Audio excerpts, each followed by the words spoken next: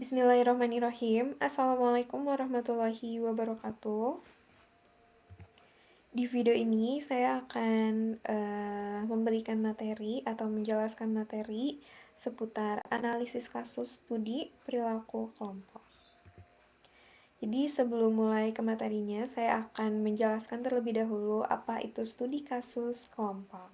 Jadi untuk studi kasus kelompok ini bisa diartikan atau bisa juga disimpulkan bahwa ini tuh merupakan metode penelitian ya yang digunakan untuk memahami suatu individu lebih mendalam dan juga terperinci. Dalam studi kasus kelompok ini, kasus di sini bisa berupa kelompok, organisasi maupun lembaga dalam perusahaan.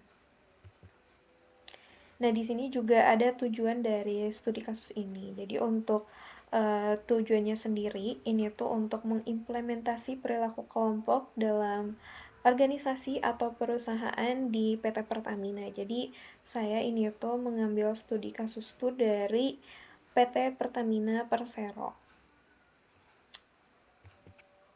Nah, apakah itu PT Pertamina? Jadi PT Pertamina Persero ini tuh adalah sebuah badan usaha milik negara atau BUMN yang bekerja di bidang minyak dan juga gas.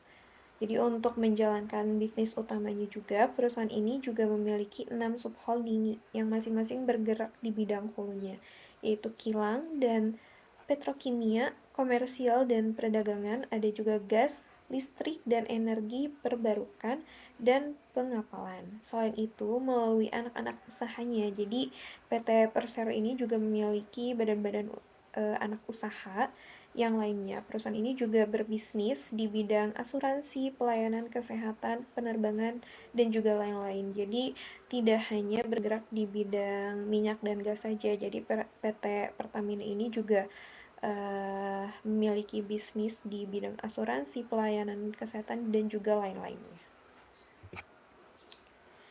Nah, di sini ada perilaku kelompok di PT Pertamina.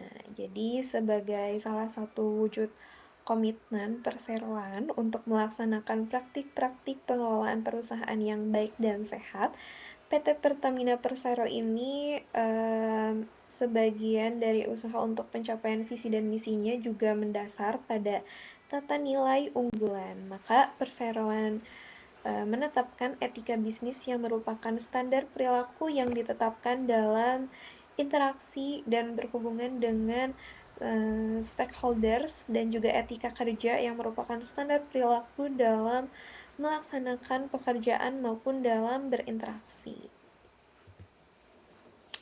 Nah, di sini juga ada beberapa perilaku integritas dari PT Pertamina Perseroan. Jadi ini tuh ada 6. Yang pertama, itu tuh harus patuh hukum insan. Apa sih patuh hukum insan itu? Yaitu mematuhi hukum, peraturan, dan undang-undang baik yang berlaku pada wilayah setempatnya berada atau ditugaskan. Yang kedua, suap dan juga korupsi. Ya, ini sudah jelas untuk nomor 2. Dan nomor 3, ada hadiah, jamuan makan, dan juga hiburan. Keempat, ada pemberian donasi. Yang kelima, ada hubungan dengan petugas pemerintahan atau lembaga pemerintahan. Keenam, ada penipuan dan juga pencurian. Nah, apa saja sih dampak dari perilaku integritas perseroan? Jadi yang pertama akan berdampak kepada kinerja karyawan.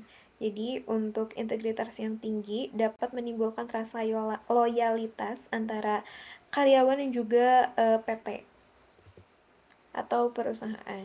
Yang kedua ada kepercayaan. Jadi karyawan yang berintegritas akan dapat dipercaya oleh rekan kerja dan juga pengusaha atau perusahaannya yang akan membantu membangun hubungan yang baik dan mengancam keberhasilan perusahaan. Jadi kepercayaan juga itu tuh bisa berintegritas, berdampak juga. Yang ketiga ada etika. Jadi ini juga sangat berdampak untuk etika karena karyawan yang berintegritas akan selalu patuh terhadap peraturan, norma etika dan juga prinsip-prinsip dasar dalam kehidupan.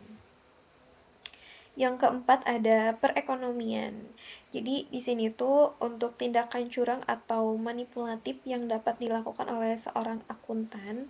Jadi di sini tuh lebih ke bidang akuntansinya ya, memiliki potensi untuk merusak perekonomian. Jadi ini tuh lebih berdampak negatif ya bagi perusahaan juga. Adanya penyimpangan dalam laporan keuangan dapat menyebabkan kehilangan kepercayaan investor yang berdampak pada penurunan nilai saham dan merugikan perekonomian secara menyeluruh, entah itu perusahaan PT-nya ataupun karyawannya.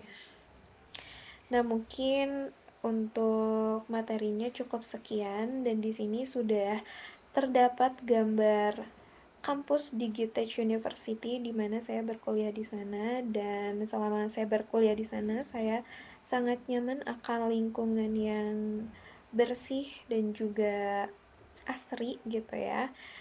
Untuk teman-teman yang ingin berkuliah di Digitech University bisa langsung kunjungi aja di Jalan Bodogol, Bandung, atau bisa juga kunjungi akun sosial medianya di Digitech University. Mungkin sekian dulu untuk video saya kali ini. Maaf juga kalau salah-salah kata. Wassalamualaikum warahmatullahi wabarakatuh.